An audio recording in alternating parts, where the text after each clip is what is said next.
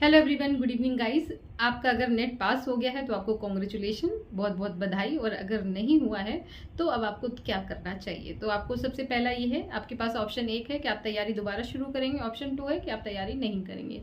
तो अगर आप असिस्टेंट प्रोफेसर बनना चाहते हैं और आपको लगता है कि हाँ मुझे असिस्टेंट प्रोफेसर ही बनना है और यही मेरा मेन काम है, यही मेरा गोल है, यही मुझे फोकस करना है, तो आपको तैयारी दोबारा से शुरू करनी होगी।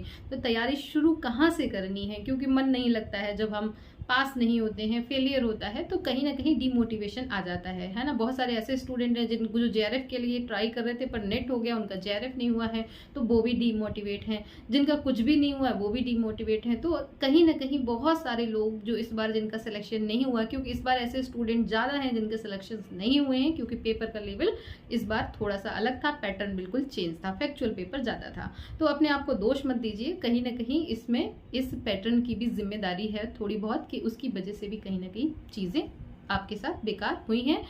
अगर आपका सिलेक्शन नहीं हो पाया है किसी भी वजह से, चाहे कोई, तो डीमोटिवेशन को साइड कर दीजिए, है ना। अब क्योंकि रिजल्ट हमारे सामने है, क्वेश्चन पेपर हमारे सामने है, तो तैयारी हमें कहाँ से दोबारा शुरू करनी चाहिए। तो सबसे पहले ज़रूरी बात है कि हमें अपना असेसमेंट करना होगा कि हमारे अंदर कमी कहाँ पे आ रही है, हमारे अंदर क्या हम ऐसा है जो हमसे बार बार गलत हो रहा है।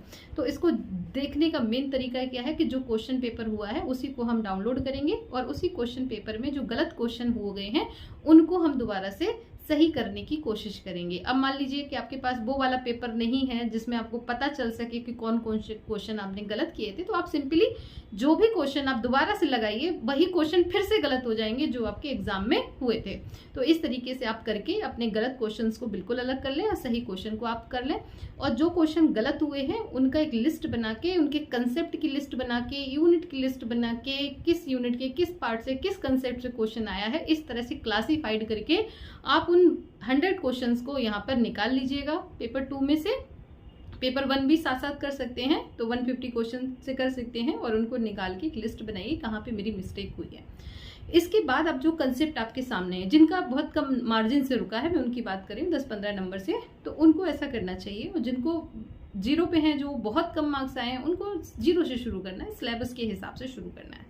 तो जो थोड़े बहुत मार्जिन से रुके हैं वो पेपर को देखो, उस पेपर के कंसेप्ट को पढ़ो और अभी से लग जाओ। ऐसा नहीं है कि 2 दिन का कोई जादू होता है, 15 दिन देखो। ऐसे बहुत सारे आपको वीडियोस मिल जाएंगे कि 15 दिन में जेआरएफ क्वालिफाई करे, बस आपने ये कर लिया तो 10 दिन में आपका जेआरएफ हो जाएगा। That is not possible. हमें लंबे समय पे तक पढ़ना पड़ेगा, है ना। इस रेस को जीतना है तो खरगोश बन के नहीं जीत सकते हैं, कछुआ बनना पड़ेगा, कंटिन्यूस मेहनत करनी पड़ेगी और वो आप करिएगा, मैं आपके साथ हूँ।